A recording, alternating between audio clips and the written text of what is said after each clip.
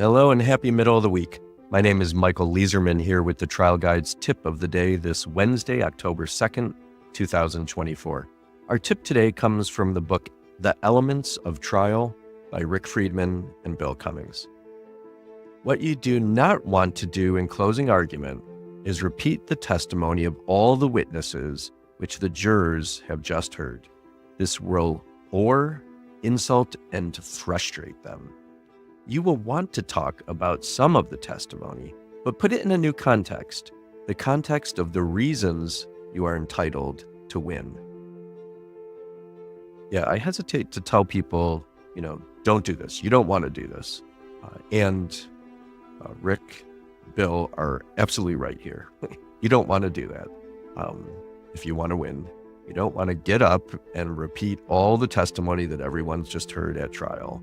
The collective memory of the jury, not to mention the collective wisdom, I believe, is better than yours, right? Even though you've been living with the case, the jury together will have picked things up. You don't need to repeat it and bore them.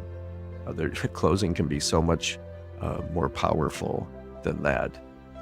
You may want to pull up one or two really juicy pieces of testimony, especially if you're getting live transcripts. And you might not. You might want to just remind them in general of something they heard.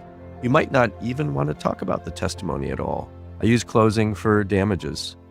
Sometimes I'll spend, if it's a contested liability, I'll spend 5 minutes on it, but not more than that, because you don't need to explain it away. I mean, at that point, at the beginning of closing, if you haven't won the liability, you might want to talk about how you apportion percentage if you think it's a case where it will be apportioned.